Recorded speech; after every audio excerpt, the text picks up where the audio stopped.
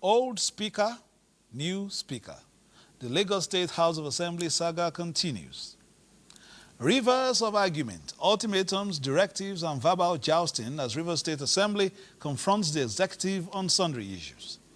Plus, Governorship Election Tribunal for Edo State reserves judgment in PDP versus Governor Okpebholo. We have these and more on our lineup. I am Fisayo Ogunfuyi. Welcome.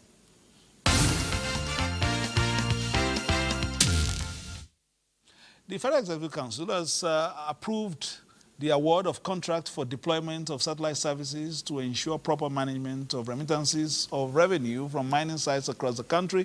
And so Minister of Solid Minerals Development, Dele Alake, mentioned this as one of the outcomes of the Council's meeting on Monday.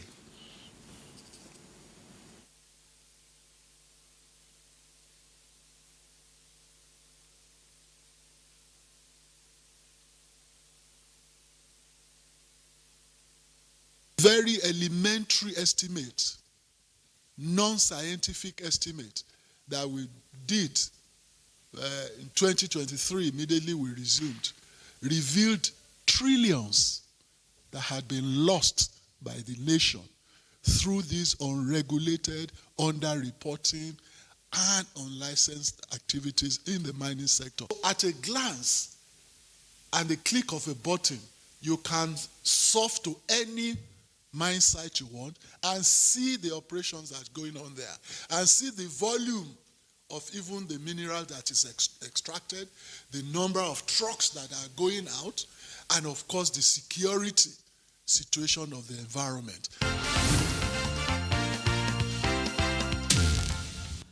Let's move to politics proper and from Lagos. After 49 days as Speaker, Lagos State House of Assembly, Mojisola Miranda has resigned, a position paving way for the return of Mudashiru Obasa as the substantive Speaker. Musa Toliat reports that the event was part of the intervention of the APC stalwarts in the leadership crisis at the Legislative House in Lagos. At strategic locations gave an indication of an impending serious business at the Lagos House of Assembly. This was connected with leadership crisis that has rocked the Legislative House since January 13, 2025, when Honorable Mudashiru Obasa was removed and replaced with Mojisola Miranda, the first female to occupy the top legislative position. 49 days after, it took the intervention of APC stalwarts to bring feuding parties to the negotiating table, and this resolution was reached. It is with every sense of responsibility that I hereby give you notice of my decision to resign as the Speaker of the Lagos State House of Assembly with effect from today, 3rd of March 2025. I have to make this selfless sacrifice to resign in order to protect this institution. Her resignation paved the way for the return of Honorable Mudashiru Obasa as a Speaker of the Lagos 10th House of Assembly.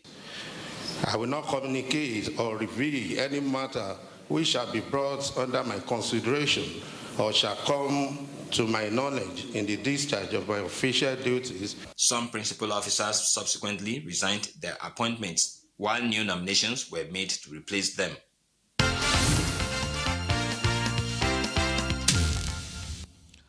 Joining us now is our Lagos State Assembly correspondent, Musa Toliat. Musa, you've been seeing events unfold for some time now. In your report, you said 45 days. But can you tell us the state of play in the Lagos State House of Assembly? They say a call for show, but it has been a show of power and sometimes resistance in that House of Assembly for some time. So let's know exactly what the state of play is at this time. All right, thank you, Fisayo. You know, the leadership practice at the Lagos House of Assembly is actually unprecedented. It's not the first time a speaker is removed, but this particular one took everybody aback. The fact that on January 13, 2025, the speaker, Lagos House of Assembly, Mudashiru Obasa, was removed. Actually, he was on vacation outside the country. Then 35 lawmakers came together and then they saying that they needed a change of leadership. After that incident, a lot of drama came up. A lot of people even said that some were invited by security personnel to come and explain their role in removing Mudashiru Obasa. And then subsequently there was invasion of the House of Assembly, I think on the 17th of February, when the lawmakers were actually supposed to have sitting. Then some plainclothes security personnel invaded the chamber, and then it took the intervention of some members of staff and security guards to push them out of the chamber for them to have the sitting. But interestingly, the incumbent speaker, who was supposedly the remote speaker, on February 27th, he came to the assembly. He actually showed up at the assembly for the first time since his removal. And then people said he broke into the assembly. Some said he did not break into the assembly. Of course, he clarified it when he met with us. We spoke with him, and he said he did not break into the assembly. He has the right to come to the assembly and take his seat as the assembly member. But interestingly, that same day, he held a plenary with 3 local lawmakers in the House of Assembly. And then the then Speaker, Miranda, described it as a show of shame for somebody to hold plenary with 3 lawmakers. And that they have their laws. Their rules says that they must form a quorum for them to sit. To third majority at least, they must form a quorum to be able to sit. But then he had it, and that actually passed by. So on March 3, the assembly was supposed to convene for sitting. Then we came in and we saw APC's stalwarts from Lagos State. They had several meetings with feuding parties. The incumbent, which is who is the Speaker, Mudashiwa Basa, and the one that just resigned, Miranda, that's the first female speaker at the Lagos State Assembly. They held several meetings with them, and at the end of the day, they all agreed to go into the chamber and convene a plenary, because the plenary was decided over by Miranda. That was her last one as the Speaker of the House of Assembly. During that period, members of the Assembly were given something like, it was under personal explanation on the other paper. So they were emotional about it, singing praises of Miranda, saying that she gave the kind of leadership that they've never experienced in that House of Assembly and all that. Some even would not hold back their tears. It just gave an indication that perhaps that wasn't intentional. Like they said, party supremacy was what the APC was actually brought to bear. But so she resigned her appointment. All right, in your evaluation, at least his colleagues have been able to tell him they are not particularly happy about how the House has been, administered under his supervision for a while now. So perhaps he himself, has he made any inclination to show that he's going to adjust to the new realities and understand that being a speaker, you are first among equals, not as if in the high-handedness that he was accused of, is now understood that is apart from the issue of party supremacy, he also needs to put his colleagues into consideration. Well, the oath of office, it has to be administered on New Year's Day. The oath of office speaks volume. Well, if he's going to go by the oath or not, only time will tell. But the second thing we noticed was after he was actually sworn in officially, he presided over the remaining part of the plenary and then called on the majority leader to move a motion for adjournment.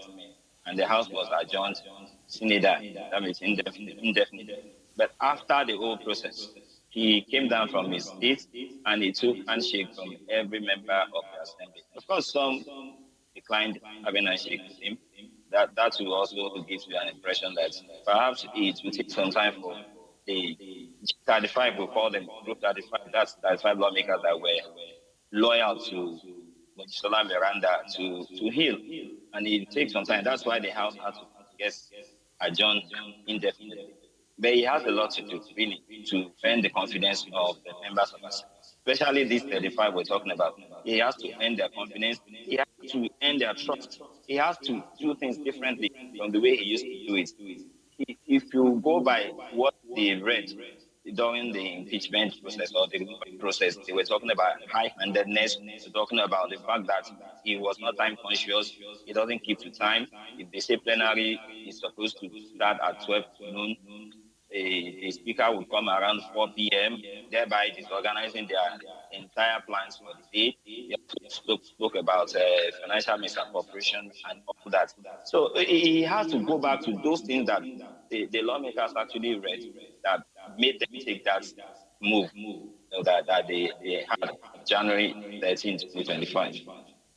All right, Musa Toyle, I hope you'll be keeping an eye on everything happening in the Lagos State House of Assembly. Some are saying that not all the members are still, in agreement with this new direction as advised by the party hierarchy. But we'll see how that, all that unfolds later on. Of course, much of this, of course, there are some intrigues as well behind the scene that perhaps will be made known as things begin to evolve. Musa Toyle is our Lagos State House of Assembly correspondent. Thank you very much for your interventions today.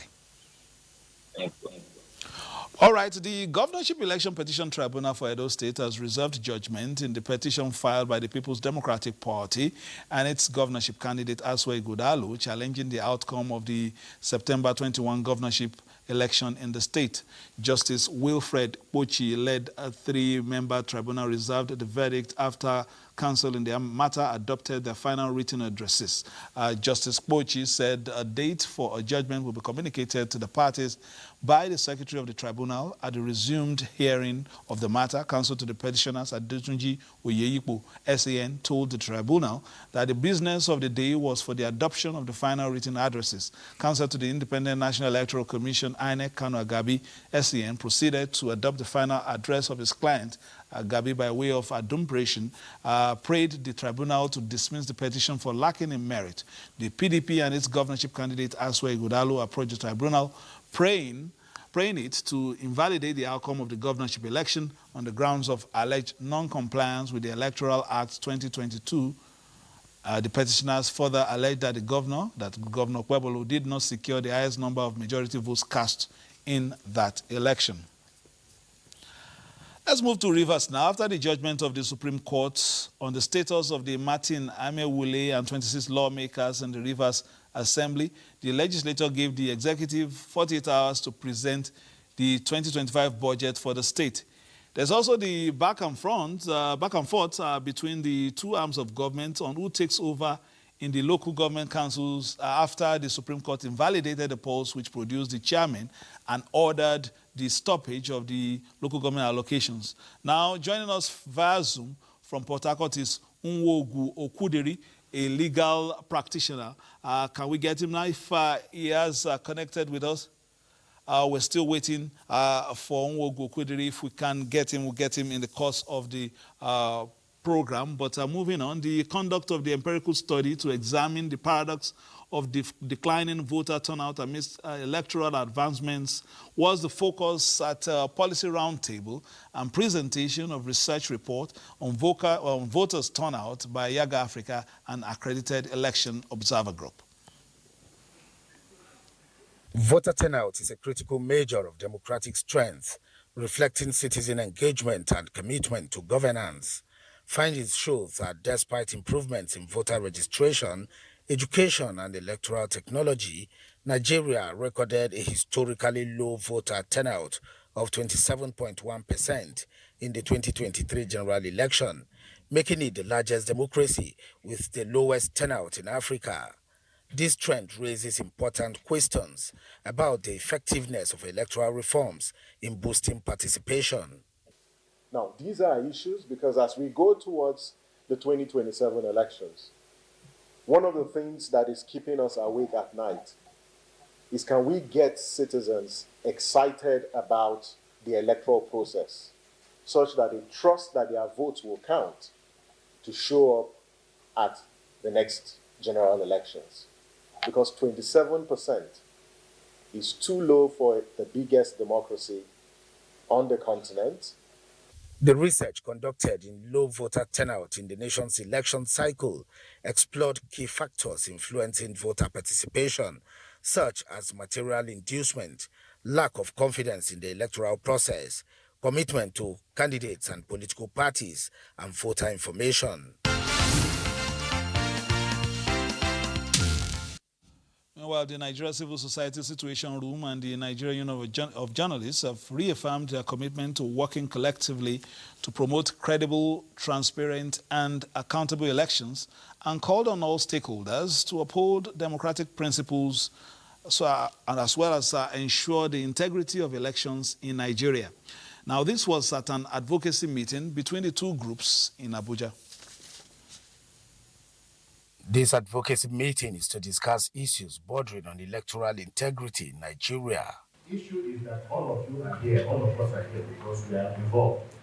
It brought together key stakeholders in the media and civil society to discuss potential partnership to promote credibility and accountability in Nigeria's elections, with the overall aim to foster a deeper understanding of election credibility, raise public awareness, and strengthen advocacy efforts for reform in Nigeria's electoral processes. The meeting ended with an 18-point resolutions. It's important at this moment in our history that we begin to engage with the media, trace some vital questions as we prepare for the 2027 general elections. It is key for all of us to work together towards changing the narratives. If you go through our Constitution, Section 2, subsection 22, it is clearly stated that we are responsible to hold government accountable for their action. And I think it is high time for all of us as journalists to work together towards achieving that objectives. The advocacy meeting enjoined media organizations to collaborate with civil society groups to enhance voter education and civic engagement in the country.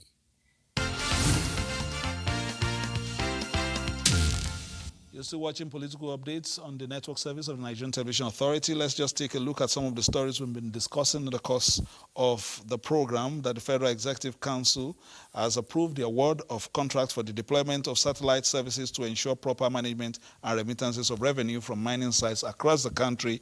The Minister of Solid Minerals spoke extensively about that. Then we told you about the policy roundtable on voter turnout and the conduct of an empirical study to examine the paradox of declining voter turnout amidst electoral advancements, which was the focus of a policy roundtable presentation of research report on voter turnout by Yaga Africa.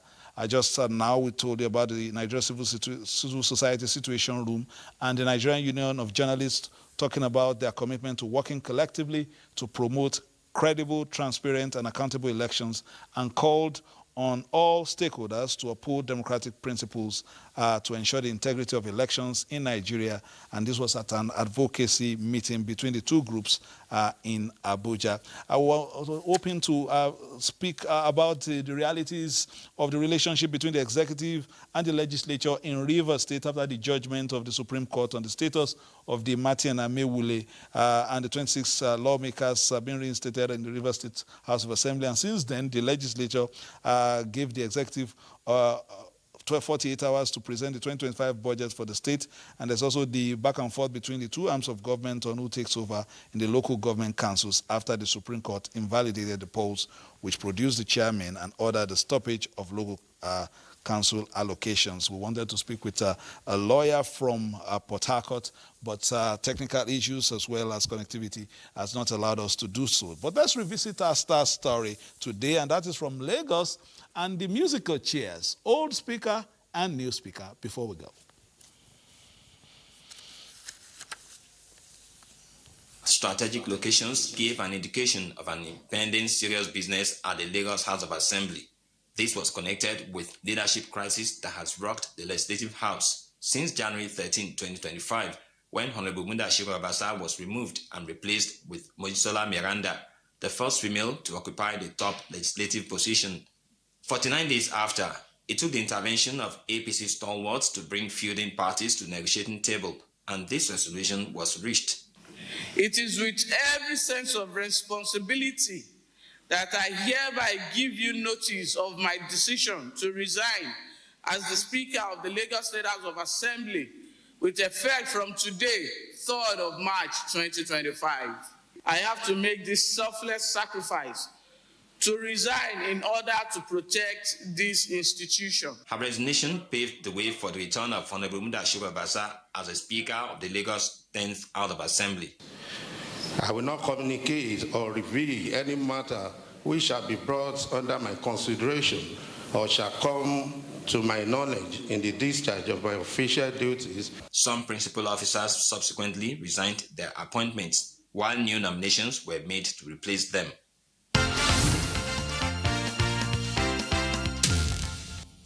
All right, Lagos Assembly has seen the end of the Miranda era, but it still continues to meander in terms of the relationship between the honorables and, of course, the principal officers in that house. We'll keep you, informed about decisions in the house as well as the intrigues that may still unfold. That has been Political Update for today. We'll be back on Friday for a fresher package. Between now and then, please do play your politics for the greater good and keep it logged on the Nigerian Television Authority for news, reviews, previews, and interviews. Bye-bye now.